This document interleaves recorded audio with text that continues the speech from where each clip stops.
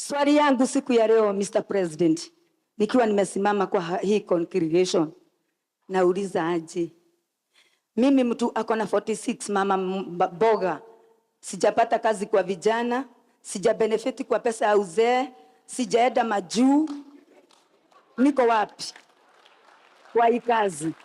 Watoto wangu, ukikumbuka wakati ya siasa pale nilikuambia social yangu hakusoma, mama yangu hakusoma, mimi sikusoma. Bado niko huku.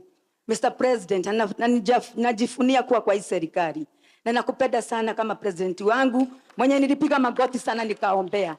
Sisi mama boga tuko wapi? Asante sana Esther. Nitakwambia wewe kama mama mboga mambo matano. Ndio?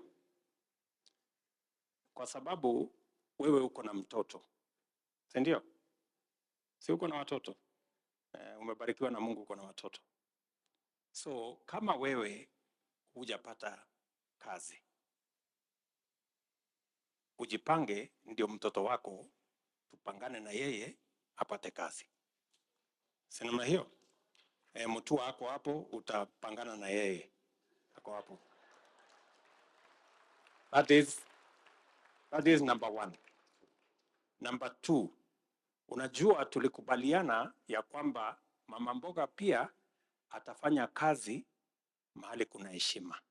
Tutahakikisha tutajenga soko. Tuhakikisha kwamba kina mama mboga wanafanya kazi. As I talk to you, nikiongea na wewe, tunajenga saa hizi soko 200 Kenya ya kina mama mboga. And most of them are actually in the process of completion. In fact, nitauliza governor wa Nairobi, kwa sababu si unatoka Nairobi? Nitauliza governor wa Nairobi aniambie mahali tuko kwa hiyo mpango yetu ya soko. Ngoja kidogo Senator, Governor Sakaja, just so number 1. So wewe uko hapo utafanya kazi mahali kuna heshima. Number 3, katika mpango yetu ya afya, mama mboga hakuwa kwa mpango ya afya kwa sababu NHIF ilikuwa ni number 1, watu wenye wanafanya kazi. Number 2, watu wenye wako na uwezo.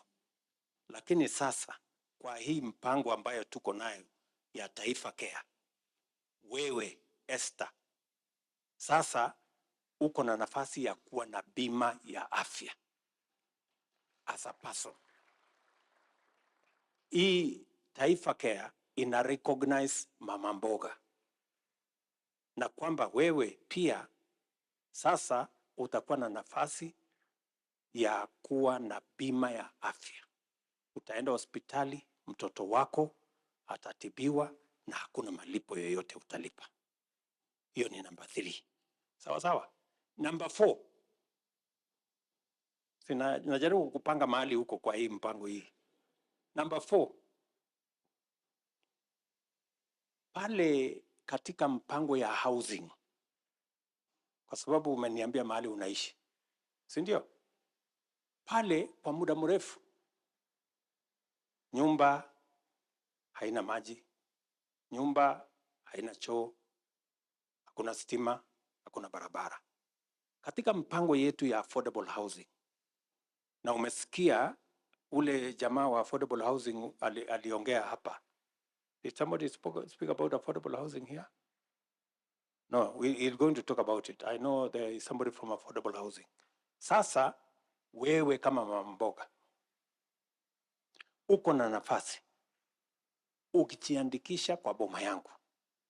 Sasa wewe utakuwa na nafasi ya kuwa home owner. Hapo nyuma ilikuwa ili upate nyumba lazima uwe tayari kulipa 20,000, 30,000, 50,000.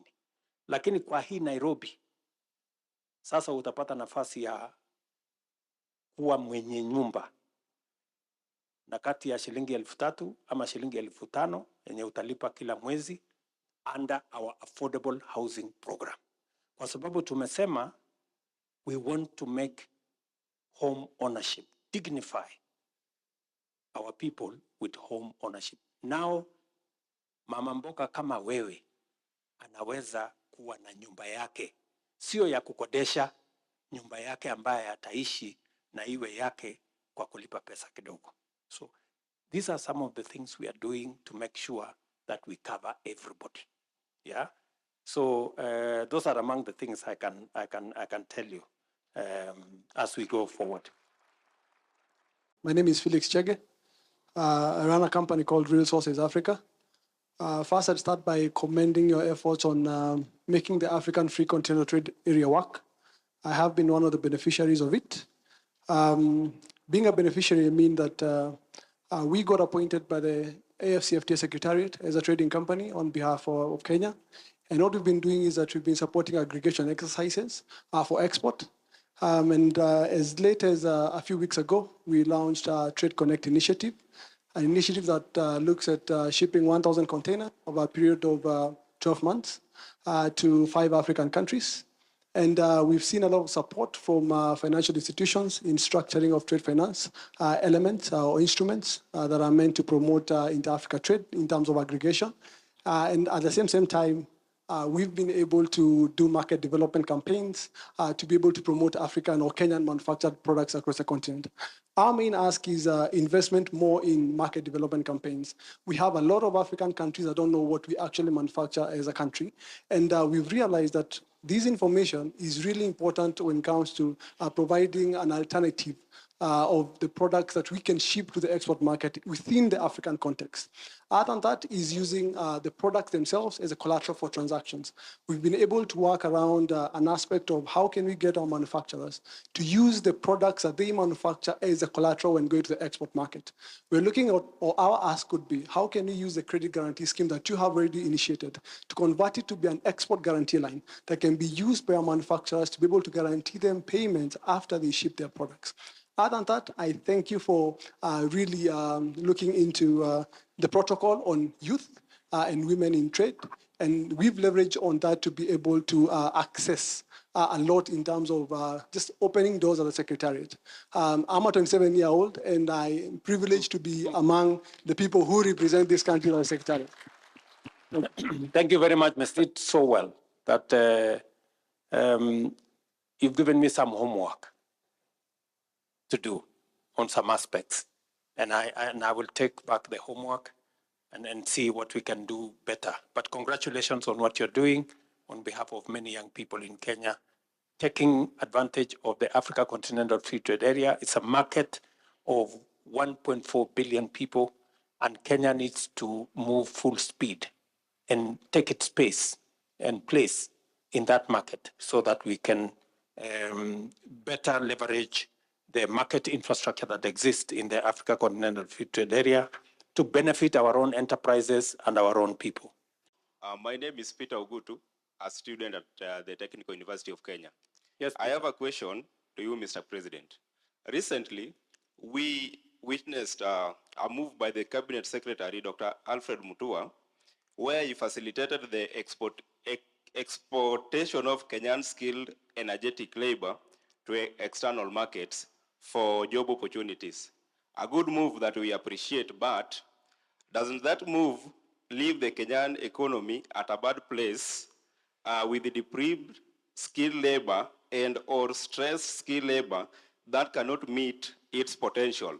A good example is the medical sector, where we have fewer doctors attending to numerous patients, yet these doctors and nurses still form part and parcel of the skilled labor that are being exported to external market for employment. Thank you. Alfred, do you want to answer that question? It's a very good question from Mr. Ogutu. When you look at doctors and nurses, it is not that we do not have enough doctors or nurses being produced. Yes, the numbers are not where we are in terms of United Nations numbers, WHO, of the number per people. It's that we do not have the capacity at this time to absorb all of them. So I see where you're coming up with your point. But I also want to change the mentality where we think that there is what people are thinking of brain drain. What is happening is this. You have, for example, in the ICT sector, a huge number of people that are ready to work, that even if we sent away 100,000 people in ICT, we would still leave this country with so many other people 500,000 who are still looking for employment. So that thinking that if we are sending people away, we are depriving our country is not really accurate, because we have more people out of work who can go and work overseas without depriving our Kenyan local market.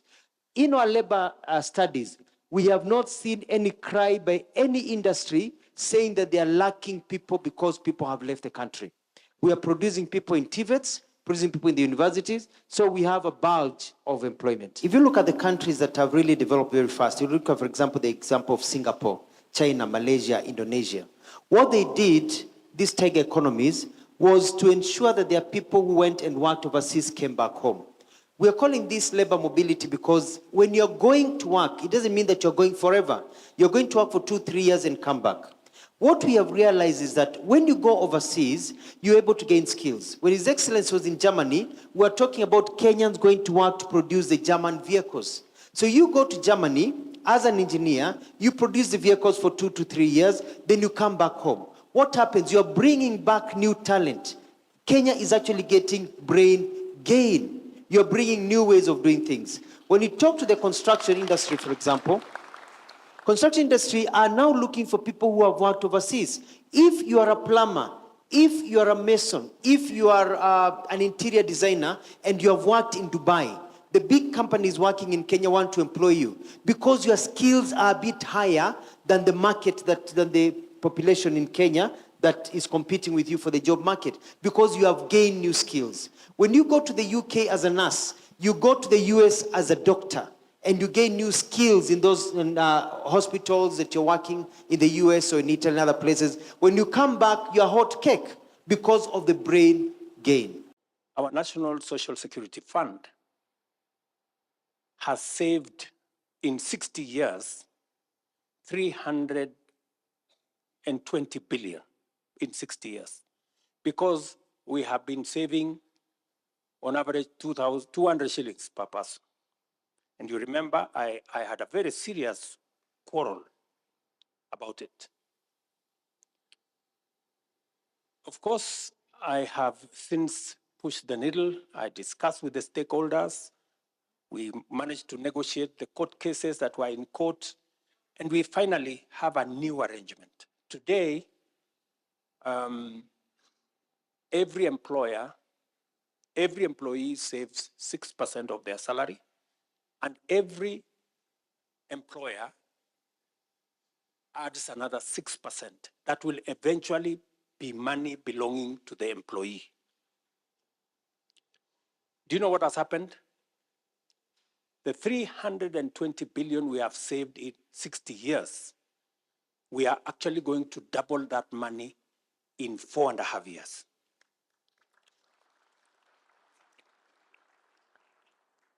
That is the kind of difference that savings is going to make. I just wanted to make that point so that I can come back to savings in the Hustler Fund. We have 3.5 billion shillings in savings under the Hustler Fund situation. Many borrowers have been asking us, who is managing this money? What interest am I going to get for the savings I have on my Hustler Fund account? Now we have worked with the World Bank and other development partners. Now KNEST is going to be the arm that is going to be investing the savings in the Hustler Fund ecosystem. And last year, we negotiated with banks. We got T-bill rate -3. With now KNEST, there will be no -3. All the borrowers will get T-bill rate. If T-bill rate is 11, you will get 11% on your savings. If it goes to 12, you get 12%.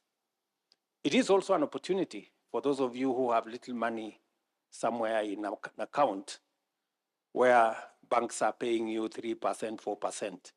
It is time you move that to the Hustler Fund and you will get 11%. It is good information. We have now made the decision that savings are going to be handled by KNEST, and it will strictly be invested in government security so that there is no chance whatsoever of any loss or of any money being misappropriated. So these are the 4 or 5 things that we have today made a decision about. Increase the limits by up to 3 times. We have enhanced the term from 14 to 30 days. We have now a credit score for each and every one of the borrowers, which can be used in the financial sector, not just within the Hustler Fund space.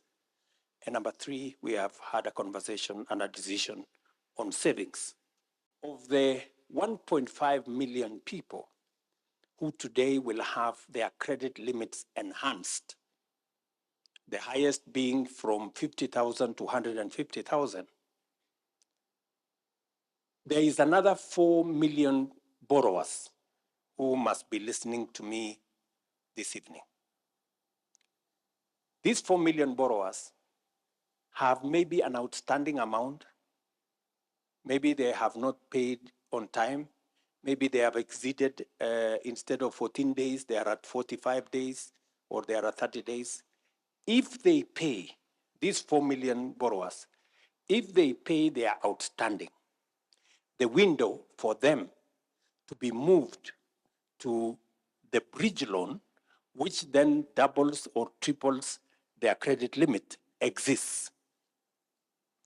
So the 4 million people out there who have not paid their money, you have a chance. We're going to assess you. Once you pay, we're going to assess you for 2 months, and then we will graduate you to the bridge loan.